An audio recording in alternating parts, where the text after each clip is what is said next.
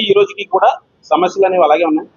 పైపెచ్చు ఈరోజు మాకు ట్రాన్స్ఫర్స్ అనేవి మేము అడిగి ఉన్నాము. కానీ అందులో ఒక నిబంధన మాకు చాలా మందికి ఉద్యోగులకి మనోవేదనకు గురి చేస్తుంది. ఎందుకంటే ఈ జీతంతో ఈ 30,000 ఈ జీతంతో వేరే మండలాలు వెళ్ళి ఉద్యోగం చేయాలంటే చాలా కష్టతరమైన పని అది. కాబట్టి కుటుంబాలతోటి వెళ్ళి అక్కడ పని చేయాలంటే కష్టతరమైన పని. కాబట్టి ప్రభుత్వం దాని మీద సానుకూలంగా స్పందించాలని కోరుతున్నాము. విజన్ 2047కి గ్రామ వార్డు సచివాలయాలు పూర్తి స్థాయిలో సహకారం అందిస్తాయని మేము ఎప్పటి నుంచో చెప్తున్నాము. దానికి అనుగుణంగానే గౌరవ మంత్రివర్యులు గారు రేషనలైజేషన్ కోసం పెట్టిన మీటింగ్లో ఆయన సహకరించమని కోరారు. మేము కూడా సహకరించాం దానికి పూర్తి స్థాయిలో. ఎక్కడ వాళ్ళని రిక్రూట్ చేస్తారో చెప్పలేదు, వాళ్ళకి ఏ ప్రమోషన్. అలాంటి పరిస్థితుల్లో కూడా మేము వాళ్ళని మిగిలిన సిబ్బంది కోసం మేము ఎక్కడా కూడా ఏ రోజు కూడా ఏ ధర్నా కానీ ఏది కానీ చేయలేదు.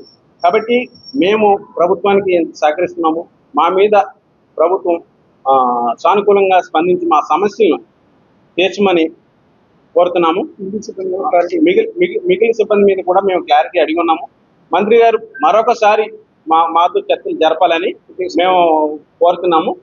అలాగే ఈరోజు ఈ సభ పెట్టుకోవడానికి తర్వాత ఎప్పుడు కూడా గ్రామ వార్డు సచివాలయ ఉద్యోగులు ఎప్పుడు కూడా ఒక సమావేశం ఏర్పాటు చేసుకోలేదు.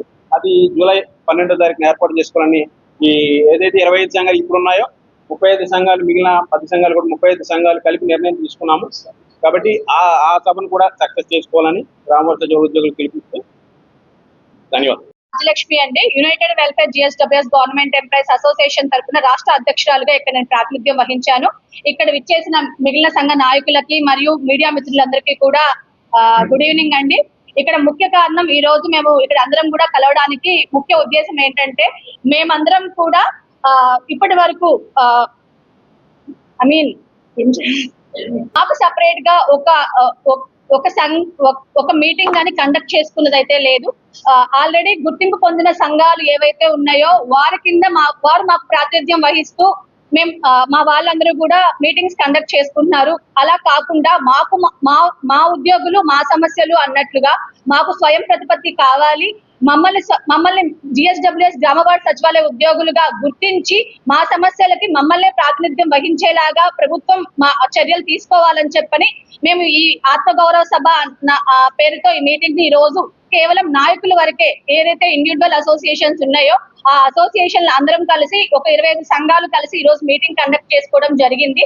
సో ఈ మీటింగ్ ముఖ్య ఉద్దేశం తర్వాత తదుపరి ఒక 10,000 మందితో ఒక సభని మీటింగ్ ఏర్పాటు చేసుకొని మా సమస్యల మీద కార్యాచరణ రూపొందించాలని కోరుకుంటున్నాము.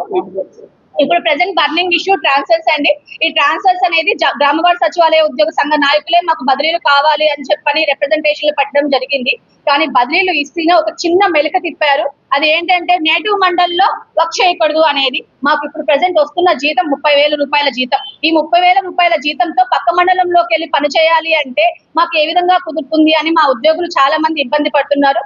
కాబట్టి ఈ సొంత మండలం అన్న కాన్సెప్ట్ జియోలో ఏదైతే పాయింట్ పెట్టారో ఆ పాయింట్ ని తీసేసి అక్కడ జీపీని యూనిట్ గా తీసుకోవాలని మా ఉద్యోగులందరూ కోరుతున్నారు. కాబట్టి ప్రభుత్వం వారు ఈ విషయాన్ని గుర్తించి జీపీని సచివాలయంని లేదా గ్రామ పంచాయతీని ఒక యూనిట్ గా తీసుకుని బదిలీలు జరిపించాలి అని చెప్పని మీ ద్వారా ప్రభుత్వానికి వెళ్ళాలని మేము తెలియజేస్తున్నామండి.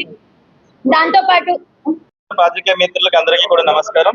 ఏమండి, ఇప్పుడు నా మిత్రులు అందరూ రాష్ట్ర స్థాయి సచివాలయ ఎంప్లాయీల అసోసియేషన్ నాయకులందరూ ఒకరి తర్వాత ఒకరు మాట్లాడిన విధంగా తొలిసారి మేము ఈ యొక్క సచివాలయ కమ్యూనిటీ ఏదైతే 135,000 మంది ఉన్నారో వాళ్ళందరినీ ఏకతాటి మీద అసలు వాళ్ళ సమస్యలు ఏంటి, వాళ్ళ యొక్క లాగింగ్స్ ఏంటి అనేది మేము అర్థం చేసుకోవడానికి నాయకులుగా ఈ రోజు కలవడం అనేది జరిగింది. ఇంతకు ముందు కొన్ని మీటింగ్స్ లో మేము కలిసినా మీరు కూడా కవర్ చేశారు. బట్ యాక్చువల్ ఇష్యూస్ అనేవి రెక్టిఫై అవ్వాలి. సో అసలు మాలో ఏమైనా లోపాలు ఉన్నాయా ఏంటి, why government is looking at different view towards us. Government తప్పడం కాదు, మాలో ఏమైనా ఉన్నాయో సవరించుకోవడానికి మేము గ్యాదర్ అవ్వడం జరిగింది. చాలా విషయాలు మేము నోట్ చేసుకోవడం జరిగింది. డెఫినెట్లీ ఈ రోజు మేము స్ఫూర్తిదాయకంగా సంతోషంగా చెప్పేది ఏంటంటే భవిష్యత్తులో ఇంప్రూవైజ్ చేసుకుని టీచర్లకు ఎటువంటి బలం ఉందని గవర్నమెంట్ గ్రహిస్తుందో అలా మేము కూడా మమ్మల్ని కూడా గవర్నమెంట్ గ్రహిస్తుందని ఖచ్చితంగా మేము చెప్పగలుగుతున్నాం భవిష్యత్తులో. So we are going to uplift our self esteem with this యునైటెడ్నెస్.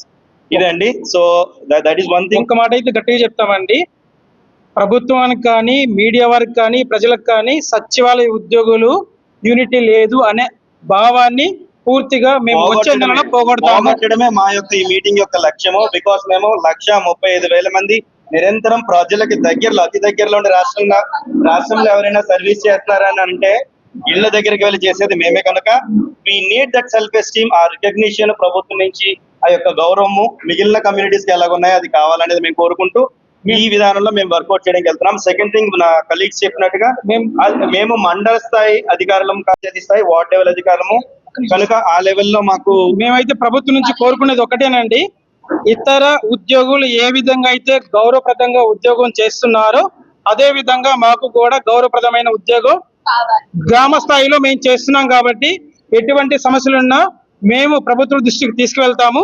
అదే విధంగా ఉద్యోగులైనటువంటి మేము గ్రామ స్థాయిలో మా సమస్యలు కూడా ప్రభుత్వం పట్టించుకొని ఇతర ఉద్యోగులకు ఏ విధంగా అయితే వెసులుబాటు ఉన్నాయో అదే విధంగా సచివాలయ ఉద్యోగులు